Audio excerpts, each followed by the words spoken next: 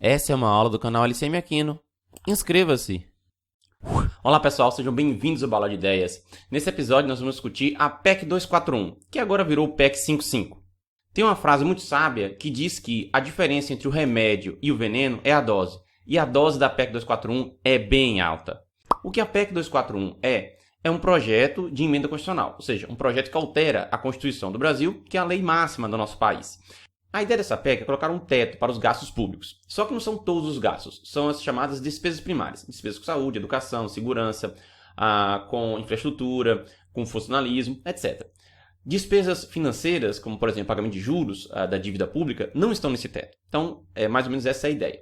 E a partir do momento que você vai ter um teto para os gastos, né, quando você soma tudo, não pode passar desse teto, você vai depois acontecer o seguinte: se você quiser colocar mais dinheiro numa certa área, você vai ter que tirar de algum outro lugar, porque você não vai poder somar depois e ultrapassar o teto. Entendeu a ideia? Então, por exemplo, se eu quero investir mais na educação, por exemplo, pode ser que eu tenha que tirar mais de outra área, sei lá, da agricultura, da saúde, da segurança, não sei. De algum lugar você vai ter que tirar, porque depois, no cômputo geral, quando somar, não pode passar do teto. Agora, qual o problema dessa PEC? Afinal de contas, você gastar menos do que você recebe é algo razoável, é o que a gente faz na nossa economia doméstica. O problema é o seguinte, que esse teto que ele quer estipular, essa PEC, é por 20 anos, com a revisão em 10 anos.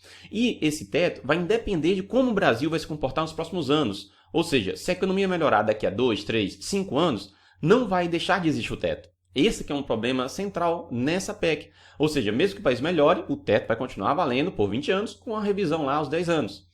Algumas pessoas falam, mas aí se a economia melhorar em 5 anos e a gente vê que quer mudar o teto, a gente faz outra PEC. Acontece que aprovar uma PEC não é simples. Essa PEC, tramitando do jeito que está, na velocidade que está, não é algo comum de acontecer. Então, não é assim, daqui a 3 anos, 4, queremos fazer uma nova PEC para eliminar essa. Não é assim tão simples, não caia nessa armadilha. Um argumento a favor dessa PEC é que ela, ao colocar um teto nos gastos públicos, vai transmitir para as pessoas, para os investidores, uma certa imagem de responsabilidade do Brasil.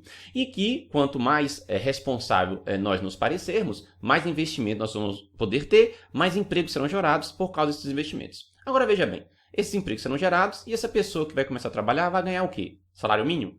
Pois é, essa PEC também pode vir a ter impacto no salário mínimo. Ele pode ficar por algum tempo congelado, caso o teto seja atingido. O que eu quero dizer com congelado? Significa ele ser simplesmente corrigido pela inflação. Quando você pega um valor e corrige apenas pela inflação, você está, na verdade, só congelando esse valor. Tipo assim, se você antes tinha R$100, esses R$100 depois de um ano não vale o mesmo tanto, ou não tem o mesmo poder de compra, porque a inflação comeu uma porcentagem. Então, digamos que a inflação seja de 10%. Então, agora, depois de um ano, R$110 vai ter o mesmo valor de compra do que 100, entendeu? Então, na verdade, é uma corrosão do seu salário. E aí, se você ganha um salário mínimo e você tem um salário mínimo congelado, você vai ter um impacto sobre isso. Agora veja que coisa interessante. O cara que ganha salário mínimo, ele usa serviços públicos. Ele vai usar o SUS, ele não vai ter plano de saúde. Ele não vai colocar o filho dele numa escola particular, o filho dele vai estudar numa escola pública. Pode ser que estude numa universidade pública, federal, num instituto federal que tem educação básica. Então você veja, esse cara que ganha salário mínimo, ele precisa de serviços públicos. Só que aí você coloca um teto nos gastos públicos e pode acontecer de você ter uma certa estagnação dessas áreas. Além do que, lembra que para você investir mais numa área, vai ter que tirar de outra. Sabe aquela ideia de investir um santo para despir o outro? Pois é, essa é a ideia. Se eu quero colocar mais da educação, vou ter que tirar de algum lugar. Da onde que eu vou tirar? Não sei. Da agricultura, da segurança, da saúde? Não sei, mas de algum lugar vai ter que sair. Essa que é uma questão. E não importa como que a economia esteja, lembra? Mesmo que a economia melhore, só daqui a 10 anos vai ter uma revisão. Então isso é um problema sério nessa PEC. Além disso, quando você diz respeito ao teto, logo quem vai sofrer de primeira são os funcionários públicos, porque uma coisa que vai ter é salário não pode ser aumentado, não pode ter reajuste na carreira, não pode ter melhorias na carreira, nada disso. Podemos chegar numa situação assim, vamos lá, digamos que o MEC tem lá um teto. E aí, ele vai se ver numa situação assim, se eu aumento o salário dos professores, eu passo do teto. Eu não posso, então não vou poder aumentar o salário dos professores. Percebeu? Ou então, chega numa situação assim, olha, eu tenho duas opções, ou eu aumento seu salário esse tanto aqui, ou eu construo novos prédios. O que eu vou fazer? Aí você chega na situação, não, eu vou construir os prédios, então não vai ter aumento de salários. Ou ao contrário, vou aumentar o salário, não vai construir um novo prédio. Vocês estão vendo como é que você pode ter um problema com isso? Ainda mais considerando que mesmo que a economia melhore, você não pode fazer nada com esse teto? Então isso é algo para se discutir bastante. Então vocês vejam, teremos um teto para as despesas primárias, mas não teremos teto para outras despesas, como eu já tinha dito antes, as financeiras. Então veja, nós vamos priorizar pagar juros de dívidas, ao invés de priorizar outros setores que a sociedade precisa? É claro que alguém pode falar assim, então você está dizendo o quê? Que não é para pagar os juros, que é para dar um calote? Não, calma lá. Você fez o empréstimo, você tem a dívida, vamos pagar a dívida. Eu acho que a gente tem que ser condizente com as coisas que a gente se compromete. Agora, não é assim também. Você dizer que pode limitar gastos primários, mas que juros, não. Isso aí você não pode mexer, você pode deixar sem teto. Faz algum sentido para você? Ou você não acha pelo menos estranho que isso aconteça?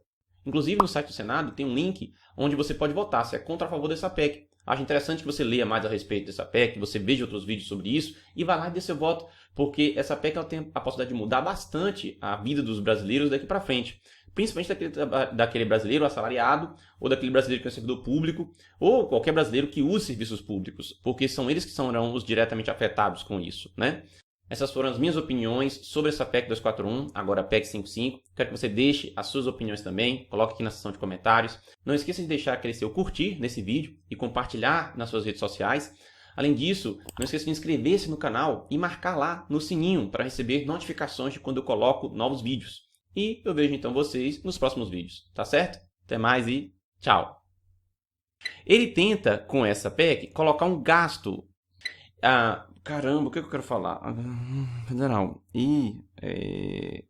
Agora veja bem, o cara que ganha um salário mínimo, ele depende de serviços públicos. Porque um cara... Fico contente que tenha estudado comigo. Para assistir outra aula, clique aqui. Além disso, não esqueça de inscrever-se. E agora, vou gravar outra aula.